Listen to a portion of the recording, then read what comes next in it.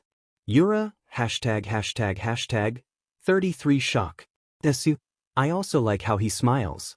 And how he jokes with me. And how I can speak freely around him and he'd take everything I say. Seriously. And how it feels safe around him when he stands next to me. And how I know I'm able to help him when he really needs it. I really like his genuine gratitude. I really like feeling useful to him. That sounds weird, but it's the only way I know how to put it. I really like that he's considerate and kind. And even naive. I think it makes him more honest. I really like how he's honest. And he's clever and brave to boot. I don't like how much he hurts himself to get things done, but I respect that he gives it his all. I love his passion and his determination. I want him to stay that way. So I always want to be there for him and look after him. So he can keep being those things without having to hurt himself. I'm sure there will be more things about him I want like initially. But I want to experience them first and find a way to balance them too. Because I know he want like a lot of parts of me too, and I want him to do the same for me. I really want him to be my balance. 2 a.m. Yura, you really thought this through? You're so much more mature than me with how you look at him. I really am not worthy. #/n/#. That settles it. I want you \0 equals O to be the one to end up with Deku. And no one else. You have my full support. Desu, thanks. Yura, // 33 gasp. You use emotes. Desu, but I still want you to try getting with him. I want him to choose who he wants to be with. And I think you're really suited for Midoriya. /? What's this? Cold feet. This. I always thought this was the case. I never wanted you to stop trying just because I showed up. In fact, it always annoyed me that you weren't trying your best despite having been around him for this long. He would have said yes to you at any time. I don't need the handicap. I still want you to try your hardest. I want you to confess to him. Soon later, whichever. And if he chooses you, then that's fine. Yura, ###, winky face. I can't guarantee anything. Do you? That means you're going to chicken out the last second? Yura, #/m/#, winky face. I said I can't guarantee anything. Then I'll tell him. Yura, tell him what? Desu, that you like him. Yura, ###, 33 that's not funny to 2:34 a.m. 0-0 to 2:50 a.m. Yura, ##0a0 /2 3:10 a.m. A clamor of voices and footsteps begins to unravel down the halls. Names are being called out, lockers are opening and closing. Faint echoes of laughter and friendly yells bounce away from every corner that passers-by claim. It's an exciting and relieving array of sounds. You can tell everyone's happy, or at least thrilled about something. These feelings are communicated and then passed on between the scurrying peoples, filling up the air, and riling the students' already shaken emotions to a peaking satisfaction. It's the ever-familiar atmosphere of a school day's end. And it's something that you would never notice if you were a part of it. But for someone like me, who's rolling his forehead repeatedly on the bottom side of a staircase, with a sickening feeling of dread churning in his stomach, this atmosphere is unbearably apparent. It's more of a burden for me, really. I feel like I could be utterly crushed under its presence, or be torn apart by its pressure. The extra stimulation exuding from the cheerful crowds is the last thing I need right now. What should I do? I cry out, what do I tell them? What can I tell them? They can't expect me to respond to any of this rationally. Oh my goodness. It's almost like they're playing a horrible practical joke on me and I'm completely missing out on the punchline. Maybe it is a joke. Is that worse for me than if it was serious? Or is it better? If I knew that Uraraka was making light of a subject like that, then I'd probably die. But if it's just Asui's idea of a joke, then, well, that's not too out of the ordinary. She already teases me every day. But is it just a tease? Is it something I'm supposed to play along with until I find out? What if I never find out? I'm actually more scared over what happens when I do find out in either case. I don't know what to do. Where should I even start? Why are you asking me? Because, maybe you can give me some tips for this? What makes you think I'd know any better? You at least have more experience with girls than I do. Todoroki looks away from his book and stares at me with a raised brow. I've only had experience in rejecting them, Midoriya. I haven't exactly been stable enough for a relationship. Oh, that makes sense. I sigh and slump my shoulders. Though Todoroki is quite popular among the girls of my class and other classes for his looks and cool attitude, it was foolish of me to assume that he's had a girlfriend. Nevertheless, it was him I sought out for guidance in this insane situation.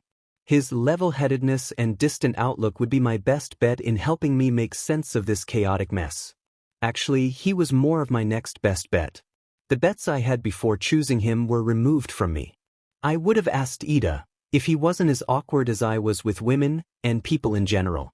Some of the other boys in my class were probably more experienced in this kind of talk than we were, but I didn't know them well enough to ask something so personal. Bakugo and Mineta were the only other ones I was familiar with. And both are just, no. There was also the possibility of asking All Might or one of the other teachers. But I can't bother them with something like this. They have more important duties to attend to that concern the student body as a whole. To burden their time and expertise with my social ineptitude. I wouldn't want that. Then there were the girls in our class. But it's reputational suicide to talk to any of them about a subject that concerns another girl. Word gets around fast between them. And the only two among them that I would have trusted in keeping a conversation private between us were. I plant my face on the staircase, letting out a muffled, screamed groan. Uraraka and Tsu, my two closest friends of the opposite gender. Between those two, I could always rely on Uraraka for emotional support. She wouldn't always know what to say, or how to say what she wanted to say, but she'd always encourage me with a genuine intent. I couldn't exactly allow myself to see a situation as hopeless when she was there rooting for me.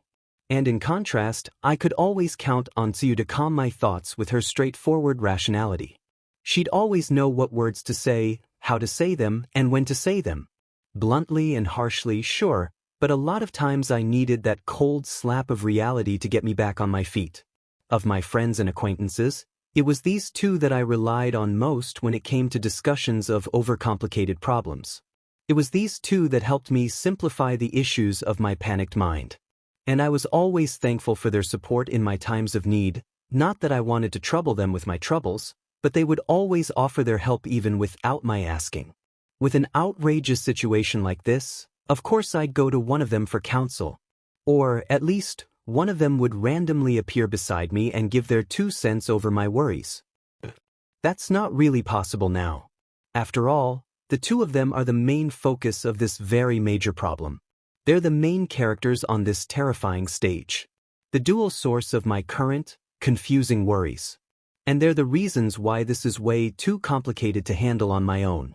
The consequences of what would and will happen next is too much for me.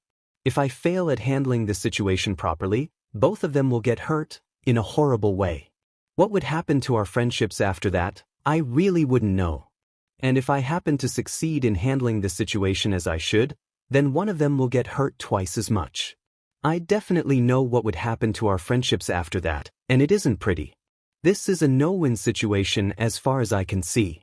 And I sorely miss having their eyes to help me see past minefields like this. If I could help it, I'd rather that neither of them come out of this unharmed.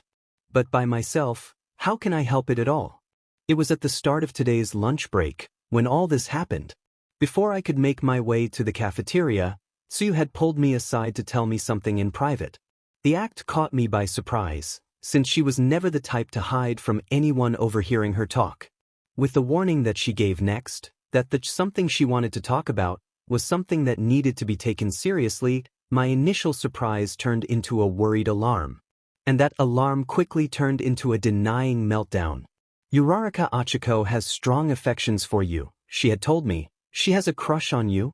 Loyal to her ways of stating things simply and matter-of-factly, that was all Tsuyu had to tell me. Her face was deadpan, as was her tone of voice. She was well known among her friends for her perfect poker face, and I knew her for using it against me to pull off harmless pranks and harsh teases. But this wasn't one of those moments. This wasn't a joke. Tsuyu wouldn't joke about something like that. After going on a long, denying tangent, questioning the sureness of her claims and pondering over the purpose of her telling me, she answered my confusion with, "Uraraka told me. I can show you the texts if you want. I just wanted to tell you before she decided to keep quiet about it again, since I know you have a crush on Uraraka. It wouldn't have been right if you were the only one that didn't know." Tsuyu wasn't the type to beat around the bush. But she also wasn't the type to explain the nuances of her beating a particular bush. Like, how in the world did she know that I had a crush on Uraraka? And what did she mean by again, or only one that didn't know? How many layers were there to this story? And what was I supposed to do with it? Did she expect me to just approach Uraraka and confess to her out of the blue? Didn't she know that telling me this would turn me into a nervous wreck? Before I could react to her terrifyingly simple explanation, the seriousness of the situation multiplied even further. "Deku!" Uraraka called out to me, panting and wheezing between breaths. Sweat dripped from her chin and arms, revealing that she had been running herself ragged looking for me. "Don't listen to what Tsuyu has to say," she yelled, too late in the conversation. A rapid back and forth ensued between Uraraka and Tsuyu, sometimes involving me in their pointed statements.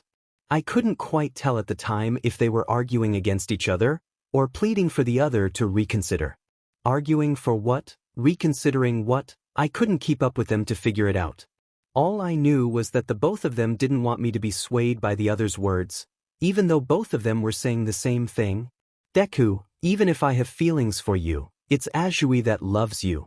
Midoriya, I may have grown in those feelings, but Achiko has been thinking of you all this time." What each of them were saying meant the same exact thing to me. I was going to faint. And I think I did faint. Class bells warbled, the hallway and stairs crawled in my vision, and the lessons from the teachers felt like a dream language. I don't really remember what happened after that talk. If there was any conclusion reached, or if I even responded to either of them. All I know is that the rest of the day seemed to pass by like a strange vision, and I was just there as an unwitting witness to it all. All Might was in that vision, trying to say something to me in a concerned panic, trying to get me to snap out of it, or something of the sort, but I couldn't understand what he meant by any of his words and/or actions. What was there to snap out of? There was no it. There couldn't have been in it. I must have imagined it all. That was what I kept thinking in my dazed state. That is, until Bakugo blew me across the room with one of his explosions. That definitely woke me up, and left me with a pretty big bruise. Apparently, he had gotten tired of my stupid face.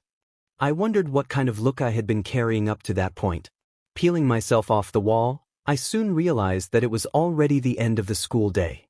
That was when I decided to seek someone out for advice. And that was when I found Todoroki, and dragged him into this conversation. Todoroki doesn't seem too bothered by me bringing him here to talk, at the bottom of the East Hall's stairway, well out of the way of others.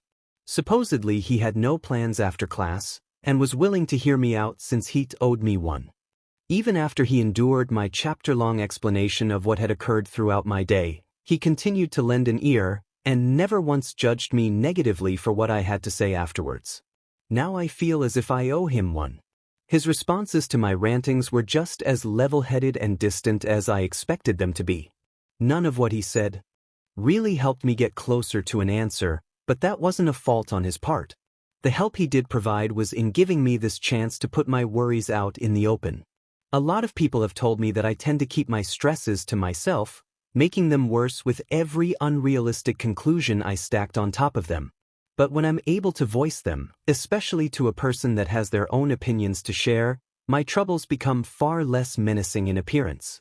Even now, while I'm still pacing in circles and struggling to find a solution, I'm starting to think this may not be the absolute worst situation to find myself in, all thanks to Todoroki's calm demeanor. If I'm understanding this right, Todoroki begins as he quietly closes the book he's reading. The book has no title at its front, its side, nor any descriptions at its back. With its size and shape, I'm assuming it's some kind of sketch/note journal. It may be a personal one, actually. I've seen him writing a lot during our breaks.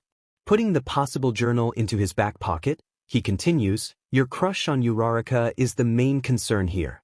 The fact that she may or may not have a crush on you, whether it is or isn't a joke, are secondary factors, if not zero factors." How do you mean?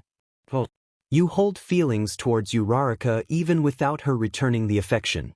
When she suddenly shows the affection back, you end up confused. You probably thought your feelings were going to stay one-sided.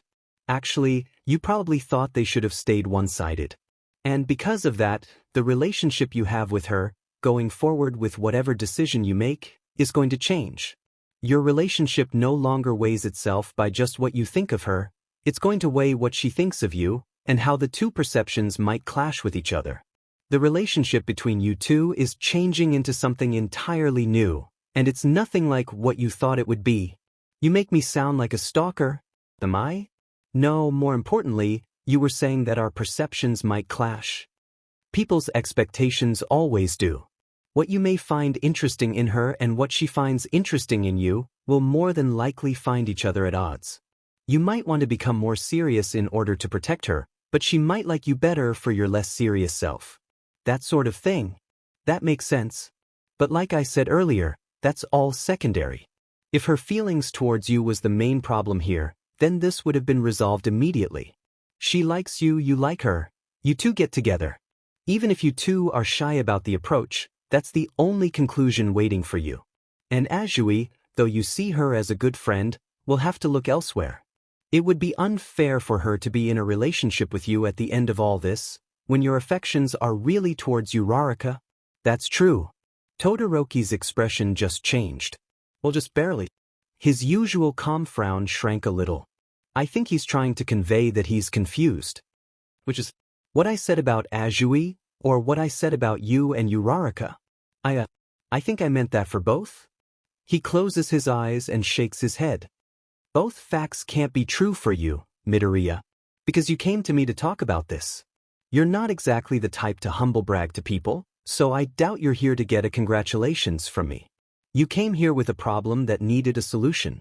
If both things were true, then I could just tell you that you already know the answer and leave it at that.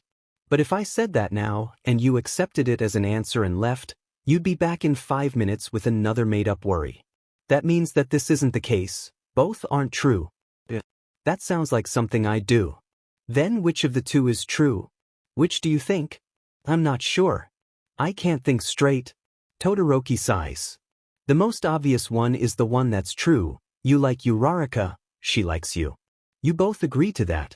If none of this is a joke, then it's undeniable. That fact alone is the dilemma you're having trouble with. He stares at me for some time, expecting me to put 2 and 2 together. But I'm really not getting it. I give him a very blank look. The other factor was that, if all this was true, then it would be unfair for Asui to end up in a relationship with you, because your feelings for Uraraka would deny Asui your full affections. That should be obvious. But it isn't obvious for you. You're still struggling over this. So that would mean that the factor is untrue. And if it's untrue, then one of the two following statements would have to be true. 1. It would be fair if she got in a relationship with you even if your feelings for Uraraka kept you from giving her your full affection. Or 2. It would be fair if she got in a relationship with you because you know you can give her your full affection. So then that would mean... What does that mean? I feel like an idiot. Todoroki puts his hands in his pockets and begins walking up the stairway. The first statement doesn't make much sense, so it means that the second one is true. You're completely capable of giving Asui your full affections, he says before turning the corner, and your feelings towards Uraraka is the only thing keeping you from admitting it. As he walks out of view, he casually waves his hand at me to excuse his exit. A second later, I could hear him talking to someone, probably on his phone. I stay at the bottom of the steps, looking down at my feet. There's an unbearable sense of guilt weighing at my heart. I'm not sure why. Leaning my back on the wall, I slide myself into a crouch and let out a long sigh. The churning in my stomach is gone now. But the emptiness spreading inside my chest keeps me from feeling relieved. I wonder how Todoroki came to his conclusions. He said himself that he had never been in a relationship, and that he had rejected the girls that came his way. So how can he be confident that his idea of the situation was accurate? Though, his deductions weren't revolving around Uraraka and Tsuyu. They revolved around me. Rather than analyzing the full situation, he was only judging by my growing indecision. Maybe it is my indecision that's making this as difficult as it is, and not the situation itself. But if that's the case, how am I supposed to approach the dilemma now? Do I really have mutual feelings for Tsuyu? Can I really give her my full affection? Do I really see my feelings for Uraraka as an obstacle? None of these ideas feel entirely wrong. But nothing about this situation feels right. It's been 7 hours since I last saw him. The school's gates have shut and locked to signal the end of today's public service. The last of the students have already made their way home, and the afternoon sun is quickly sinking into an evening glow. Rather than wait for him, seek him out, or walk straight home, I spent my time after classes sitting at a nearby park's bench, lost in my own thoughts.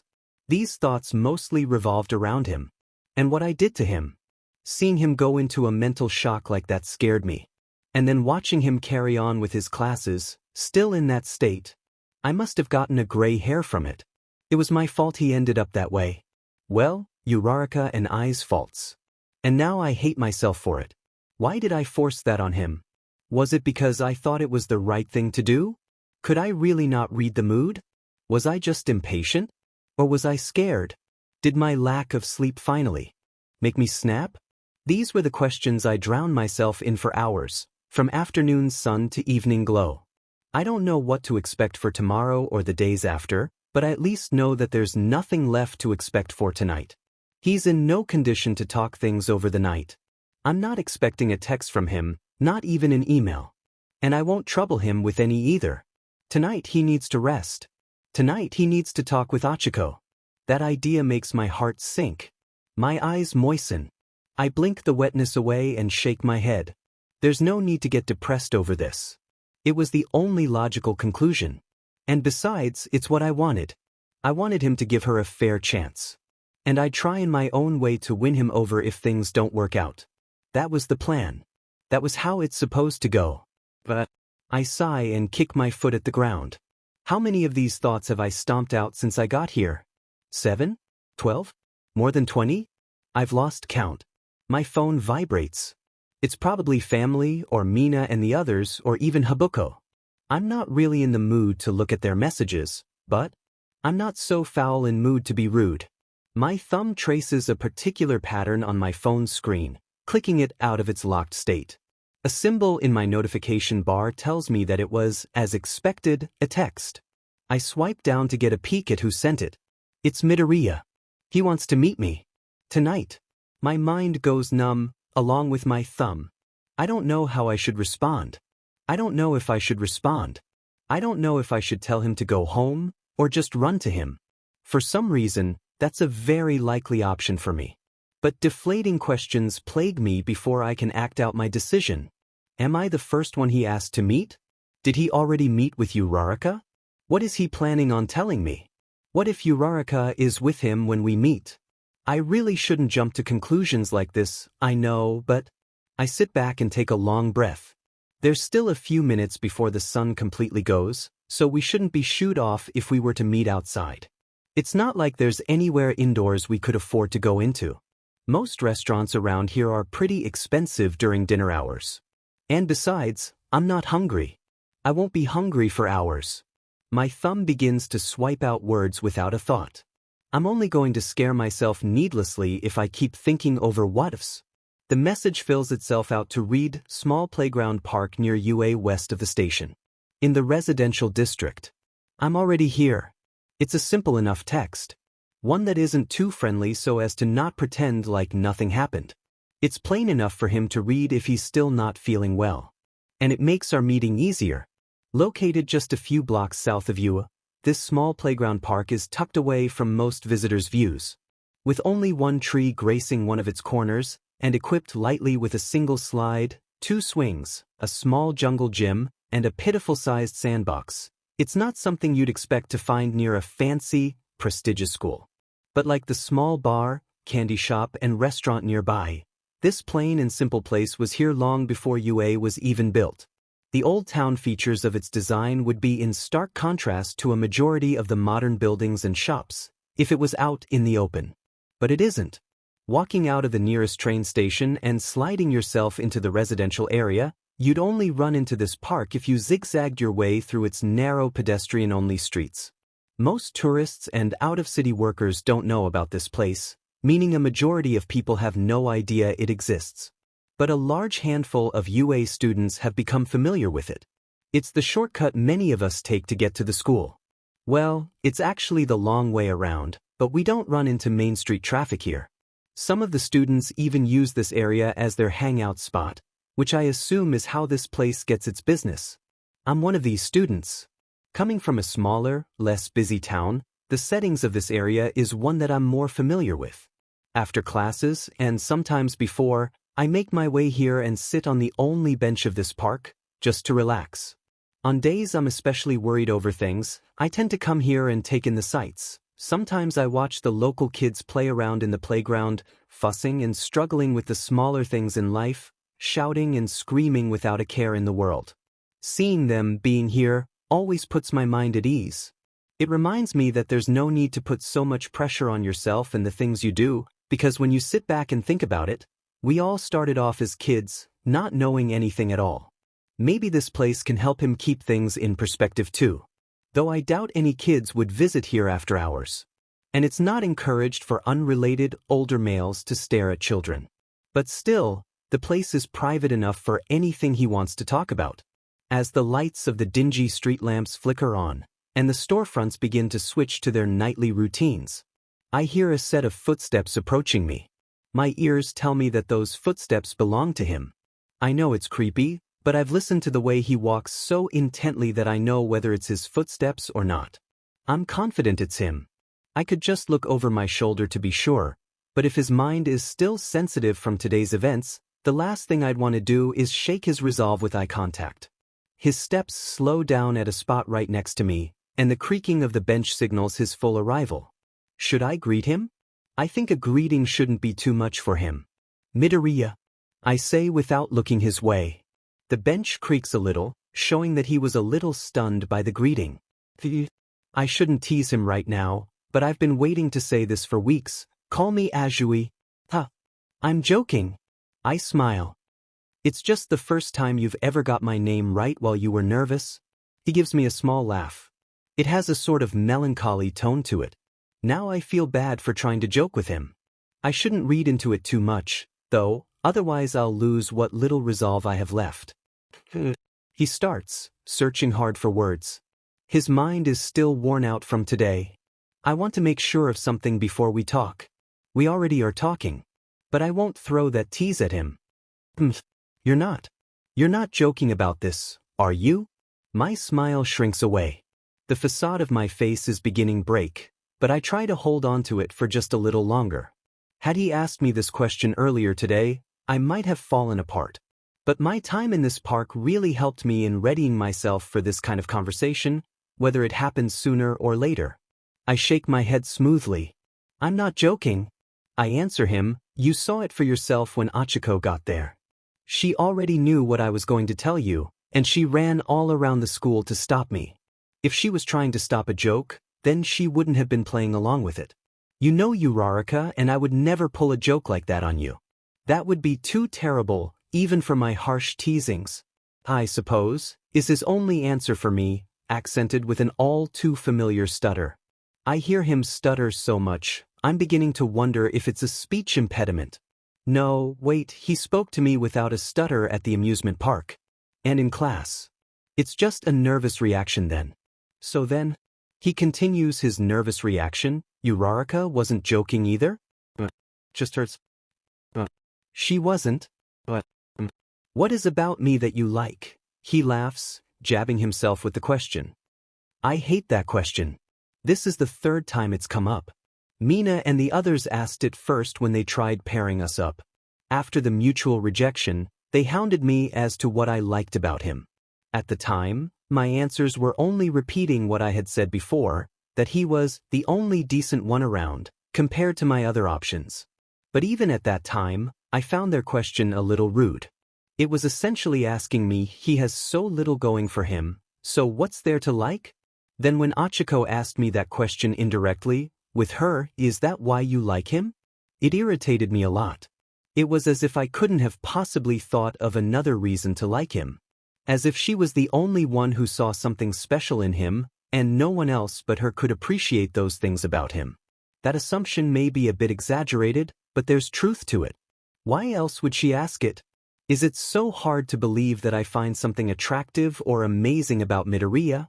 He has so many great qualities just sitting there for all to see, but no one ever seems to point them out. Maybe I only find those things obvious because I spend all my time watching and listening to him. Maybe I only notice them because I give him a chance, rather than shoot him down for his weaker qualities. It may be because he's too meek at times, but meekness shouldn't be a negative trait that negates your positives. Well, maybe now it should. The way he asked this question makes me want to hit him. There was so little confidence in his tone. It's as if he's listened to everyone else's put-downs, heeded everyone else's silence over him, that he never listened to a single thing Achiko or I have said about him. Even Ida compliments him. Though, he's a little heavy-handed with them, so maybe he's not a good example. But the major problem here is that I know he's heard me. He's heard me tell him every reason why I like him. To his face. So why would he need to ask? Did I say something wrong? He's looking at me with a really worried frown. I realize now that I'm glaring at him. I quickly blink my eyes to reset their condition, but I feel some humidity getting to them. With a harder blink, I dry them and try to force a more neutral expression, though it feels near impossible right now. Midoriya, I tell him with a strained, plain voice, I've already told you why I like you. You have? I tell it to you every day. When? Throughout the day. Every day. A day hasn't passed since our date where I haven't complimented you in some way. I know you've heard me say them. You've responded to me every time. I've said that you were cool, that you were funny, that you're handsome, you're kind, considerate, brave, clever, quick-witted, interesting, unique, strong, passionate, pure, cute, adorable, and even wonderful. I'm starting to yell. I need to lower my volume. And I need to relax my brows again. Come on, relax. So I always thought you were teasing me. My brows immediately furrow. I was trying to my best to calm them down, to seem more approachable, but now I really don't care what he thinks of me. I smack him hard across the face and stand up, glaring over him. Idiot. You're such an idiot. I haven't been teasing you, Midoriya. I meant every one of those things from the bottom of my heart. How was I supposed to know? I didn't know you that I liked you? That has nothing to do with this, Midoriya. I can compliment you even without having to like you, you know? Do you seriously think that I can only think highly of you if I have a crush on you? Maybe people mistreated you all your life and never gave you a chance to prove yourself. But do you really think I'm one of those people? Even as just your friend, do you really think that I think little of you? Wouldn't that mean that I only make friends with people I don't care for? That I compliment people who don't deserve it? Stand by the side of those who aren't worth it? Is that what you think of me? No. I never said that. Then why can't you just take my compliments? Why can't you just let me think that you're sweet and awesome and hot? Hot. Why do I need to preface everything with, I'm not joking? Or, I'm being serious? Why do I need evidence to prove that I like you? Can't it just be obvious that I like being around you? Doesn't it show when I go out of my way just to make sure you're okay? When I genuinely laugh and smile around you. When I talk with you differently than how I talk with anyone else. When I take all of your suggestions and opinions to heart. When I try really hard to change how I see things just so I don't hold you back. When I'm willing to give you up because I think Achiko is a better match for you. Why can't I just dash? Midoriya is holding me in his arms. When did he pull me in? I must have gotten blind in my anger that... I'm crying. I'm sobbing?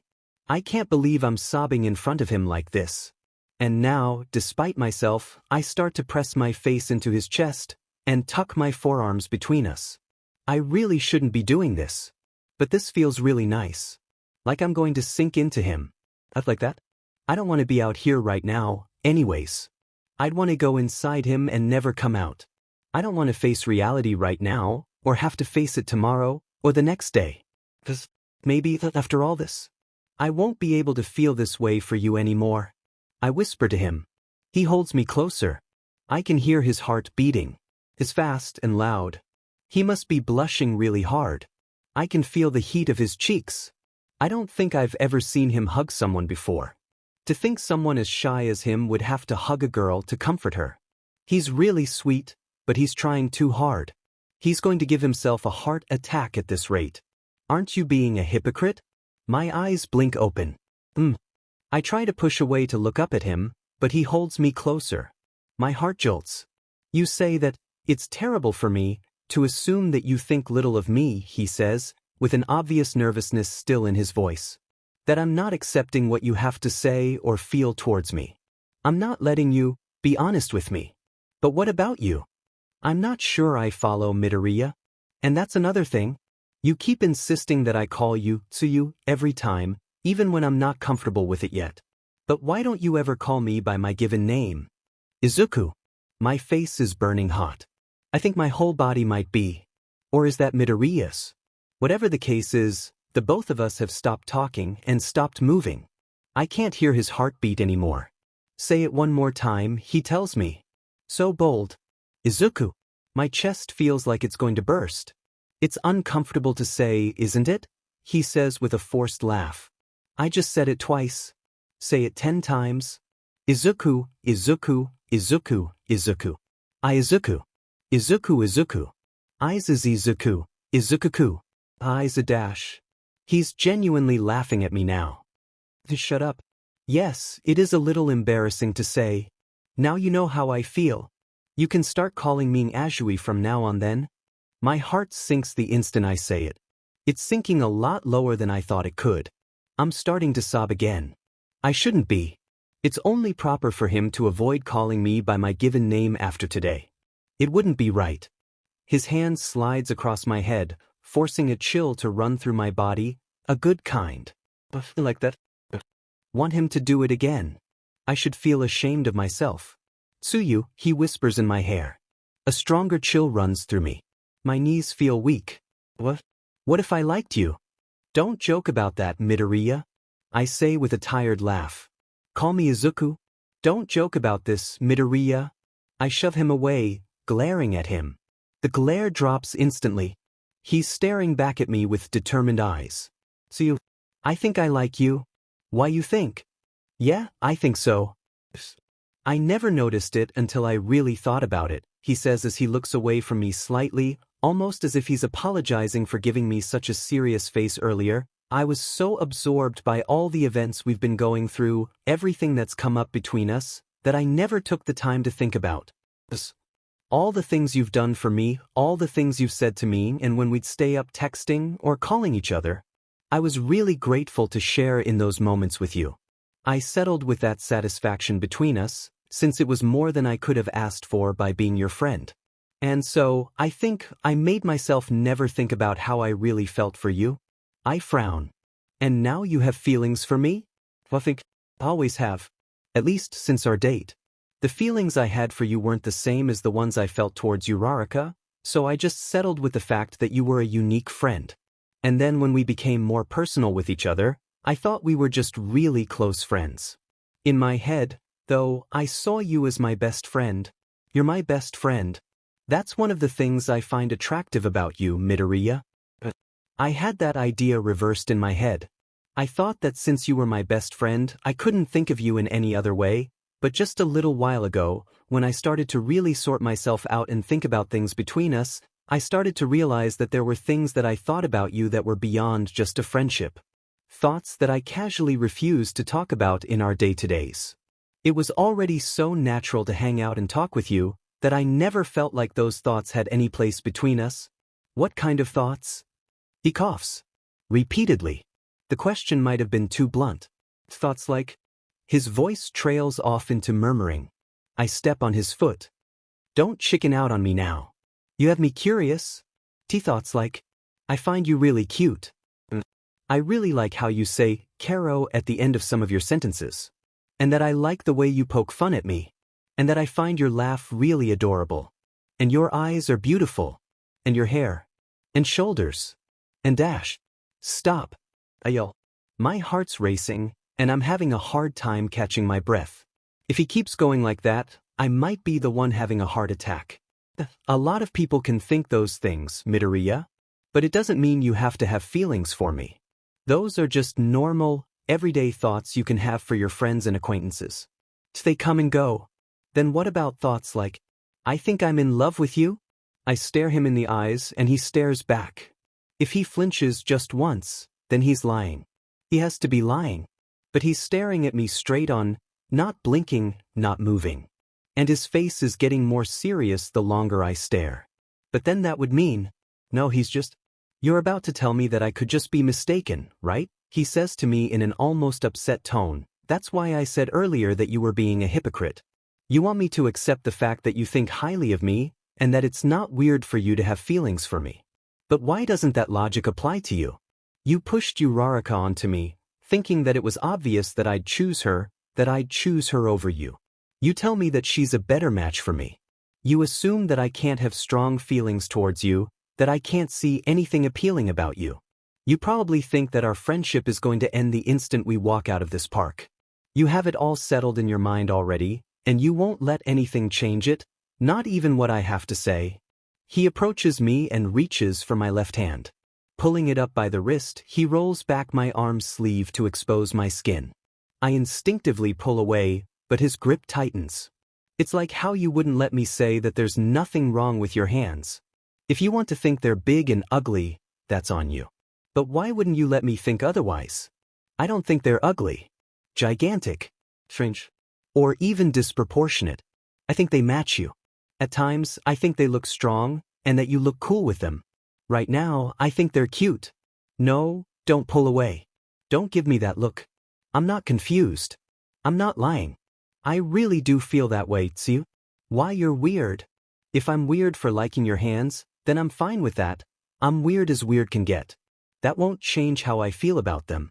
You can't change how I feel about them. And nothing you say changes how I feel about you. I love you, Tsu. Don't force yourself to say it. Don't force yourself to deny it. I'm saying it now because I want to. Can you really say the same when you tell me to stop saying these things? I love you. I love your smiles. I love your laughs. I love your straight faces. I love your hands, your hair, your eyes, your mouth. I love everything about you. I love being around you. I want to keep being around you. Every day. And every night. Your texts at night cheer me up. Your calls in the morning make me feel warm. I want to hear your voice every morning. I want to see you every day. To tell jokes, to play games, to keep talking, to help each other out, to watch each other's backs, to learn more about each other, to learn new things together.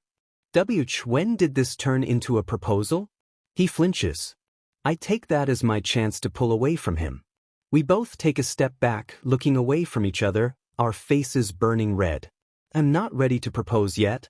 The word yet echoes in my head. I slap my face to regain composure.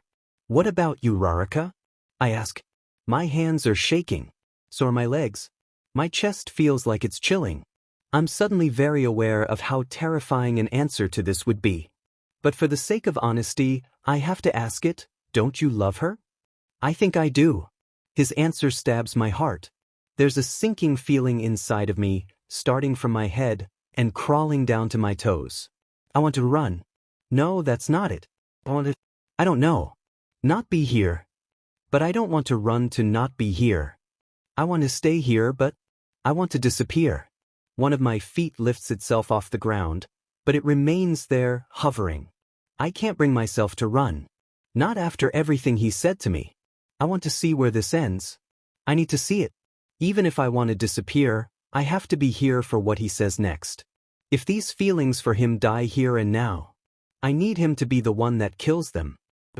I whisper as I look up at him. My cheeks feel wet.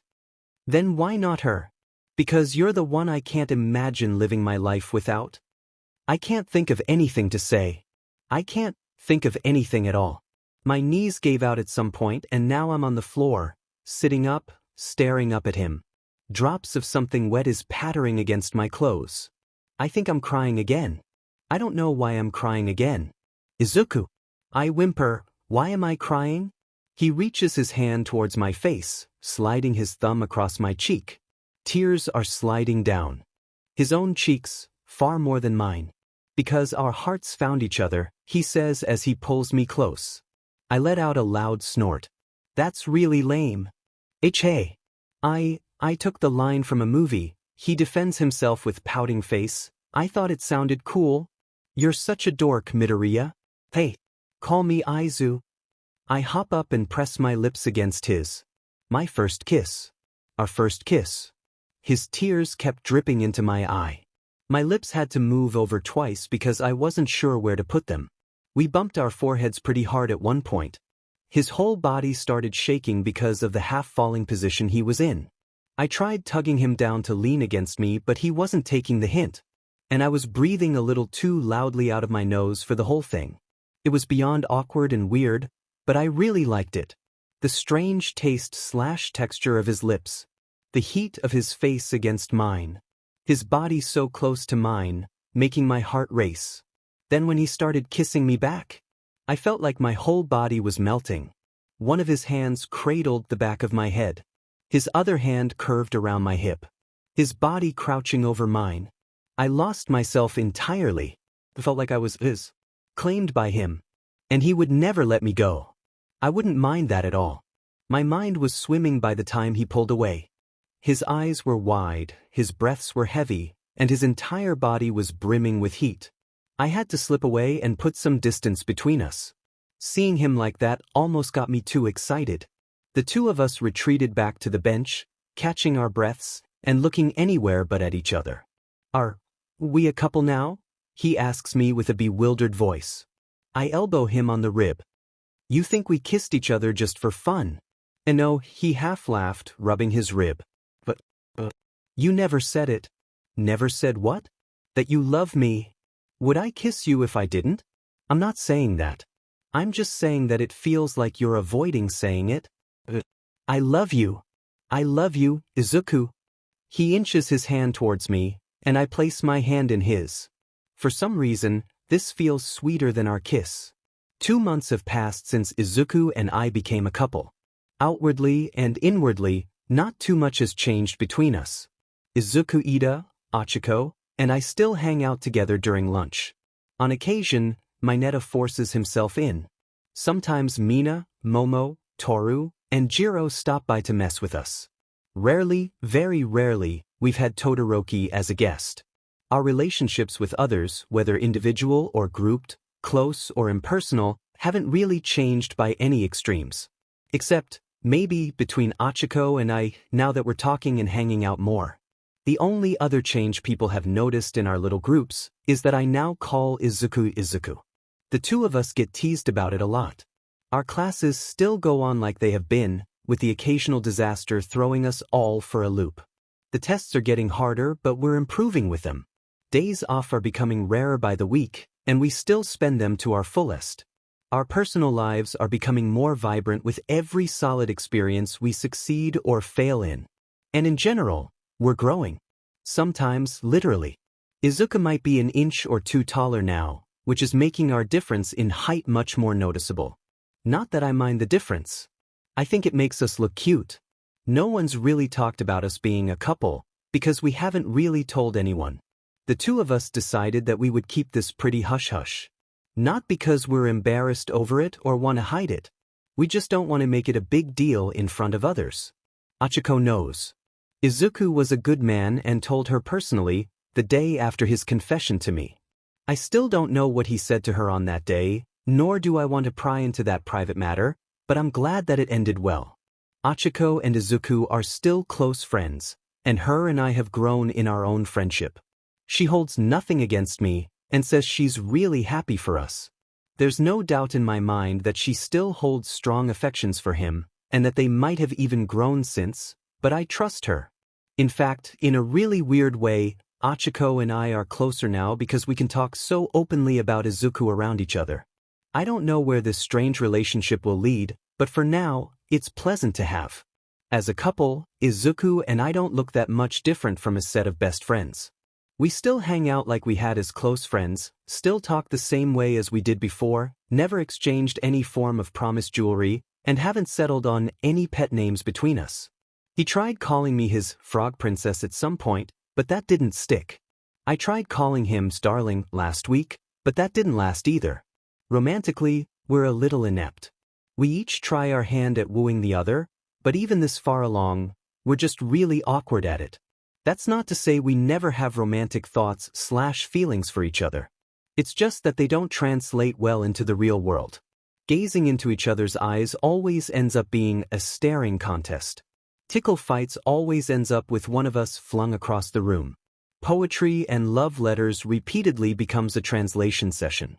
And don't ask us about dancing. We both needed visits to Recovery Girl after those attempts. But we're good at hugging, holding hands, and piggyback rides. We have those down. He and I do go on dates, though. In fact, frequent dating sessions is about the only concrete change between us since becoming a couple. Whenever we have the chance, he and I go for a date. All sorts of dates. Restaurant dates, cafe dates, amusement park dates, water park dates, regular park dates, early morning dates, late night dates, beach dates, karaoke dates, shopping dates, study dates, movie dates, rental movie dates, arcade dates, dessert dates, candy shop dates, TV dates, soda dates, eating snacks in front of a convenience store dates. Okay, so most of those are things that friends do normally, but we still count them as dates. If we don't do them often with others, it's special for us. A few times people from our class have seen us during our dates. But due to how tame we are around each other, they figured that we were just hanging out as friends. We've even been told on numerous occasions, you two should just go out already. And, you two should just die. Though, the latter was just my Netta running into us more than once. I suppose, when I think about it, we are a little tame for a couple. We've kissed maybe 6 times since our first one. Only 7 kisses in 2 months? That has to be a record for couples. Kissing is difficult for us. Not only is it still a little embarrassing to do, but him and I get a little too into them. We avoid doing them for long periods of time because there's very little holding us back from going any further. He's interested. I'm interested. What's to stop us other than our self-control? I know it's a little strange to get that way over just a little kiss, but I'm really attracted to Izuku. Just one intimate, physical interaction with him and it feels like I'm going to pounce him. And from how he looks at me, it feels like he's about to do the same. We mutually agreed that we don't want to do that stuff until we're ready for kids, and that we don't want to have kids until we get married, and that we don't want to marry until we graduate, but it's hard to not want to skip some of the steps. So, for now, kissing is kept to a minimum between us. Now I'm not sure if we could be called tame after letting out that tidbit. Nevertheless, Izuku and I are happy the way we are as boyfriend and girlfriend. We're not as eccentric as other couples, don't publicly advertise ourselves, rarely share the couple specials in restaurants and cafes, don't go overboard with promises and oaths, rarely ever kiss. And we're fine with that. We have more things to do, learn, and work on as Izuku and Tsu, that we don't really care to prove our coupledom to others or ourselves. We don't need those evidences to show that we're serious, after all. I can just give him my love. And he'll do the same for me. I forgot that I raised the brightness on my phone this morning. I'm almost blinded once the web page's white screen flicks against my eyes.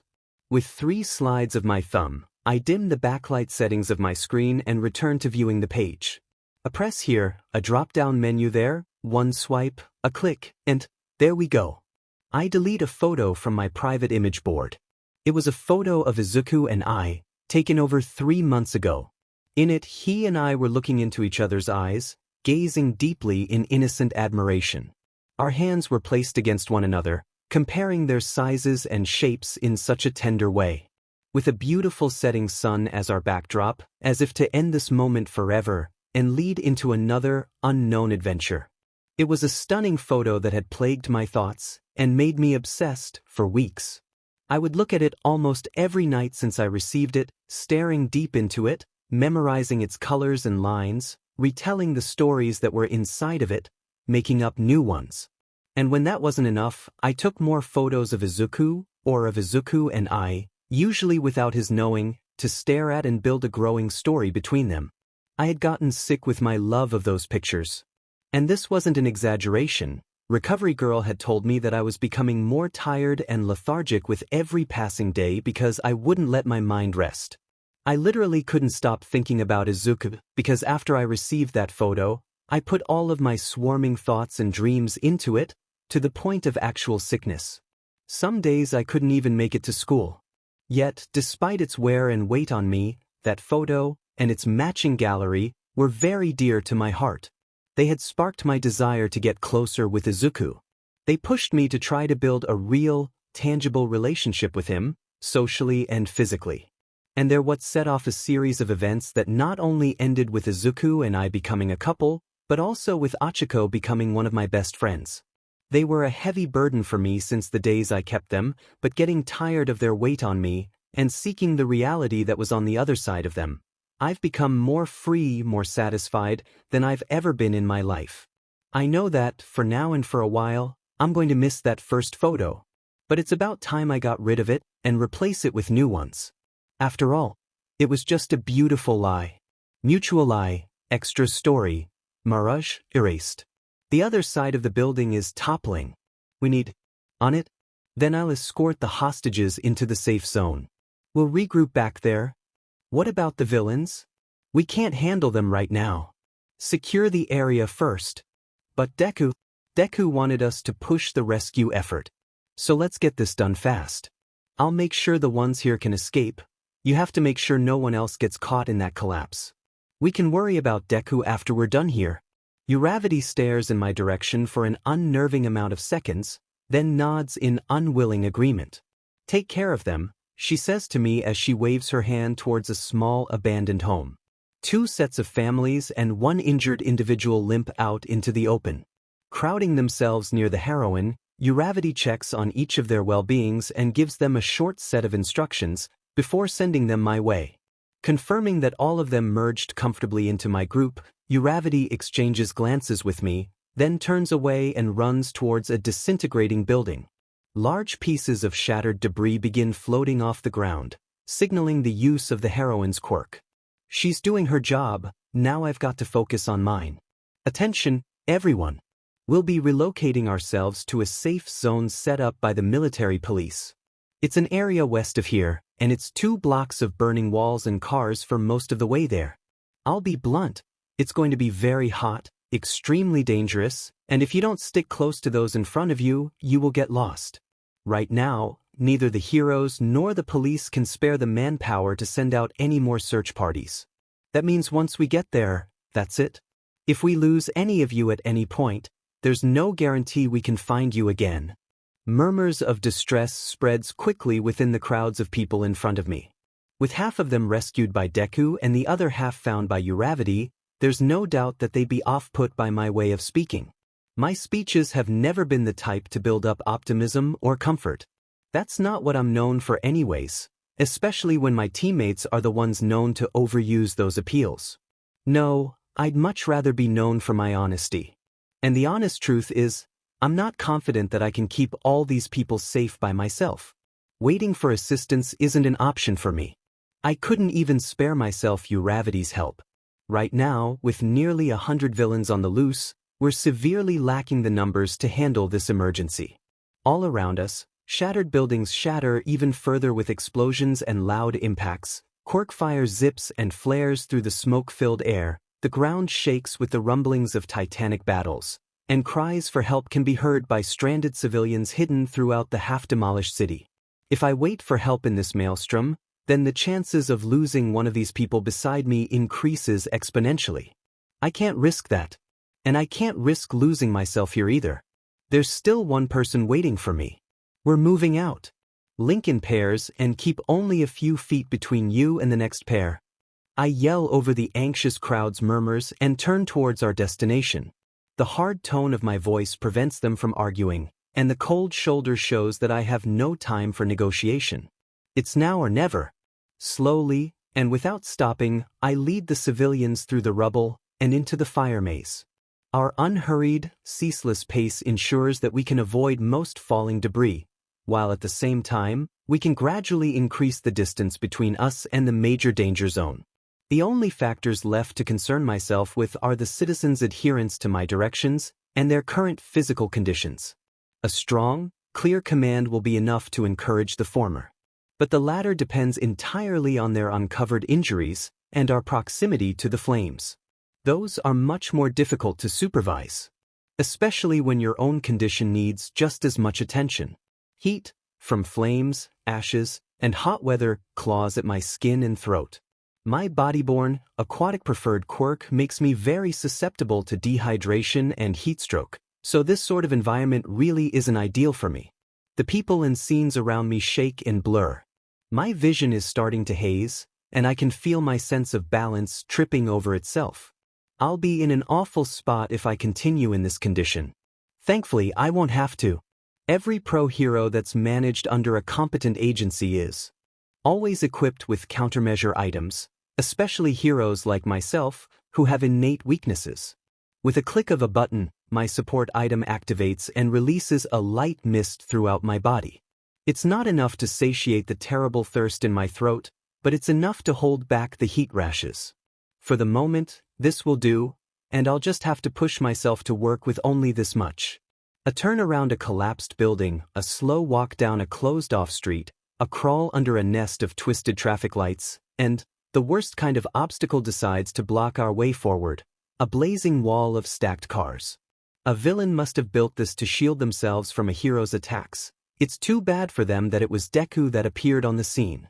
And it's too bad for us that he didn't smash his way through this barrier. Looking behind me, I confirmed twice that none of the citizens with me had gotten lost or separated during our travel. At least that's encouraging. The distraught looks on their faces, though, tell me that none of them have quirks that can help with this fire problem. That's discouraging. We'll have to walk all the way back and find another route. My mistmaker might run out of water by then. Hey, what are you standing around for?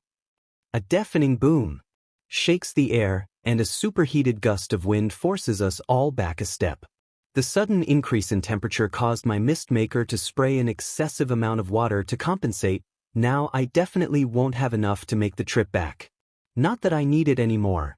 The area in front of us, once a flaming car pile barrier, is now an open road with busted vehicles lining its sides. Standing defiantly at the opening center is the hero Bombing Run, agitated in his disposition, like always. My disposition is one of surprise. I was aware that Bombing Run was also involved in this operation, but I never expected him to break away from combat just to help another hero. His hot temper and violent streak always paints him as a bad boy with no regard for others, but I guess that's a pretty shallow assumption to make. There are times when he does things like this, heroic, selfless acts that puts others before himself. I really should reevaluate my opinion of him. Get yourself and those idiots out of here, frog face. You asking to get cooked? But it's hard to change your opinion of someone when they never fail to insult you. I sigh with disappointment. I can reevaluate him another time. Thanks, Bombing Run. I respond as I lead the scared citizens through the open path. I'm getting these civilians to the MP zone. Uravity left to go handle the buildings to the south. His eye twitches at the last sentence. That's where those 3 muscle villains are. Is she looking to get killed?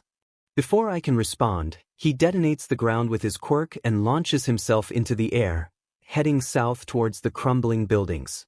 Mentioning Uravity in a danger zone always gets his attention. Dealing with him afterwards is a real hassle, but I still baited him with her location. I'd rather have Uravity get out of this situation alive with his help and deal with the annoyances later than worry over her safety until I see her again. With that end taken care of, and the area in front of me opened, I pick up my pace in leading the groups towards the final destination. There's still plenty of rubble and obstacles ahead of us, making this trek no less daunting in its length, but at least very little fire can be found on this side of the city. We've finally passed the perimeter of the fire villain's attacks, and now half of the dangers we've faced are gone. This makes it much easier for us to move around. We travel through the concrete labyrinth, twisting and turning around the similar-looking corners and climbing mounds of rubble when we can. Now and again we would run into tall, impossible-to-climb dead ends. Some, we turn away from and find another path. Others, I use my quirk-enhanced kicks to tumble down.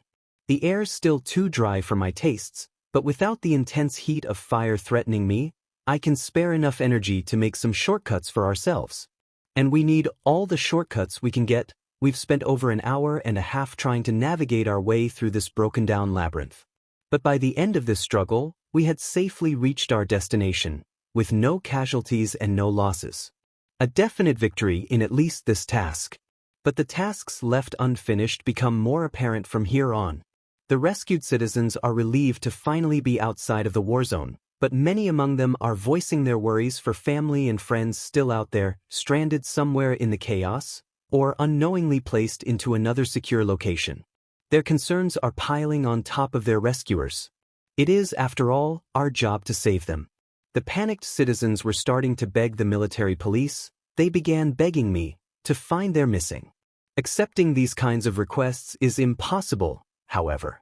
Hero or not, there were too many tasks already at hand for the rescuers here: securing safe zones, securing paths to safe zones, preventing further environmental-based disasters, preventing further villain-based disasters, preventing further villain incursions, locating fleeing and hiding villains, keeping the agency communications up to date, securing invasive journalists, securing meddling vigilantes, securing injured heroes, securing any stranded civilians we run into, and most important of them all, taking down the still threatening, still attacking villains that are attempting to make these conditions worse for us heroes. That last one's my job, specifically. If I, or anyone else here, were to ignore our given orders and make time to find just one of these people's lost relatives, that would only ensure that more relatives are lost in the process. So though they ask and beg and grieve, I have to remain unfazed. I'm not like Deku. I won't make flimsy, unwarranted promises just to bring hope to people. I wouldn't ever want these people to think that I can solve all of their problems. That would be irresponsible. Instead, what I can at least promise is, I'll save them if I find them. It's a stinging phrase. Partially relieving, mostly discouraging. It says I might not find them, and brings their innumerable fears to light. It's harsh, terribly so, but it's the truth. The heroine Hoplite is not known for comfort or softness. Maybe by my old name, Froppy, I was seen as someone more approachable and friendly. But now that my hero suit is covered with impact-proof scales and face-guarded with a glaring, emotionless helmet, it's difficult to view me as a positive pillar to lean on. Stack atop my stinging words, and I can only be seen as cold and distant. My current looks and name weren't originally meant to convey this. Much like Bombing Run and many others from Class 1A, I had only changed my hero appearance and name to fit my new approach as a pro hero. With years of experience and challenges behind us, each of us adjusted in our own ways to face the hero occupation. There were actually very few of us that hadn't changed significantly before graduation, Deku and Uravity being two of those who hadn't. For myself, I needed a tougher exterior to face combat situations, and a name that matched the new purpose of the suit. The suit I had as Froppy was too light and bare, equipped to mostly handle rescue and evacuation operations. Even the old name was better suited for that sort of heroism, making me sound cheerful and friendly.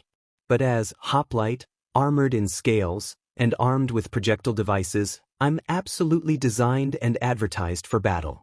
meaning that this rescue operation I was forced into really didn't suit me. But I went through with it anyways. Because I'm a hero. And because he asked me to. It's been 2 hours since I broke off from Uravity. Though I had promised her that we would meet here, the anxiety of what we've left unfinished is bugging me too much. Hoping she'd find me eventually, I notify the MP of my leaving and venture back into the danger zone. I leap from building to building, launching off grappling hooks from window to window, ensuring I make the leap between large gaps. These hooks would have been handy in the fire maze, but I wanted to reserve their gas tanks for this return trip. Firing off another pair, I weave them between 2 radio towers and swing myself upwards. The burning city streets below escape my view, and the sparking night sky fills the horizon. Flashes of light, from fire, lightning, and scraping metal, shine in every direction up here. The destruction of the world below is merely fallout from the war in the sky. To my right is the heroine Frequency, keeping herself aloft with a support hovercraft as she takes on 2 winged villains with her sound-based attacks. To my left is Arm Hydra, using his massive wing-like arms to try and capture a gadget-geared villain. And in front of me is someone suicidal enough to fight at this height without any flight-gifted quirks or support vehicles. Deku is kicking off from one villain to the next, punching and trading blows with nearly 10 criminals at once. Each of his strikes is enough to put one of these villains out of commission, but the danger of falling increases with each one knocked out of the sky. He has no other platforms other than them, he has nowhere to go but down, and it's far enough down that even his quirk won't protect him from damage. The villains probably baited him all the way up here knowing that. And he most likely knew it too and chased after them regardless, just so that none of them could escape. The idiot. Triggering the front gas valves of my belt, I launch myself backwards. And triggering the back valves at the end of the backswing, I shoot myself forwards and upwards, removing the locks of my grappling hooks and taking off into the battle-ridden sky. I'm an idiot too, I guess. I dart at an unknowable speed, seeing the distant figures of the villains turn from tiny dots to fridge-sized monstrosities in only a handful of seconds. The villain closest to me, a beast of a man with cannons for arms, aims and fires both in my direction. At my speed, however, the attack was too little too late. His shots strike down one of his allies instead, as I fly and kick into another one. Something twists below my foot. I bounce off and leap towards the next villain. Within 3 seconds, 5 villains are knocked out of the sky. 1 shot down by their own ally, 1 agonizing over the leg injury I gave them, and 3 launched down by a powerful air pressure. The source of the air pressure looks back at me and smiles. "I've got the one behind you." I yell as I jump away from a villain's chest and throw myself towards him. Deku immediately grabs me with one arm and spins us around to face the target. There's a specific reason why I named myself Hoplites by the time I graduated. And it isn't just for the obvious hops or light. A hoplite is a Grecian armored soldier who often fought with spears and shields. Armoring and arming myself the way that I have, and altering my occupational focus to a life of combat heroism, I've changed nearly every aspect of my identity as a hero, just so I could fight confidently by Deku's side. Gripping firmly to a handle hidden beneath my scales, Deku aims, then throws me towards the villain furthest from his reach. I burst forward and kick hard into the fire breather's stomach. A large gasp of flame belches from his mouth as he's knocked completely out of his flying craft. Leaping off the craft, I throw one of my spare grappling hooks towards Deku. He catches it and reels me in immediately, bracing me close to his chest, as cannon fire blasts into my back. The cannon-armed villain is probably smirking in satisfaction, thinking that he just crippled the partner of his greatest enemy. If so, he obviously hasn't heard of how we work. Cannon smoke dissipates, revealing Deku a few yards further up, but remaining untouched by the attack. The one in his arms is also untouched, with only slight burn marks on the steel-like carapace of my back. Spinning himself around, he blocks another blow, with me acting as his shield. And he counters by throwing me directly into the attackers, acting as his spear. This is how we work. My gadgets, my gear, my quirk, my training, and my looks all are designed to convey my hero name. As the heroine Hoplite, I'm the living shield and spear of the strongest hero in the world. 3 more villains are blown out of the sky, and the rest begin in their retreat for the ground. With me equipped, the villains' projectiles no longer have the advantage against the close-range Deku. Now they can only hope that the fall from this height takes us both out. At this height, with no buildings near enough to swing off from, and nothing to cushion our drop, their hopes would be well placed. Especially for Deku, who'd most likely try to take the brunt of the landing for the both of us. But I wasn't optimistic enough to avoid preparing for this. Hold on to this latch. I instruct Deku as I move his hand to a different handle, one located over my left shoulder blade. And this one. I pull his other hand to one located over my right shoulder blade. My legs and arms wrap tightly around his sides. When I say go, tug those 2 hard. Looking at the ground below us increasing in magnification, I search its surfaces for the closest, open landing. There's a building to my left, you're right. Momo's agency, you see it? I call out to him through the deafening wind. Heroes rescue? Yeah, I see it. Turn the parachute there and we'll land on the roof. Parachute? What paradash? Go! Ignoring his last question and following the instruction, Deku pulls hard. Thankfully without his quirk. The 2 handles of my back snap from their positions, and a loud flap is heard. Above, a large parachute bursts from the top of my shelled back and nearly yanks me away from Deku's chest. Deku grabs onto me in a panic, then twists us in the direction of the nearing building. As the 2 of us slowly float down to our destination, with the sounds of battle still serenading the quirk-blasted sky, Deku looks at me softly and smiles. Thanks for saving me. Despite the cold, my cheeks feel warm. I should get a thank you for saving those people too. You know I wasn't authorized for that. I tell him as I turn my head away in a huff. Thanks. I'm really grateful. He pecks my cheek twice. My face feels a little warmer.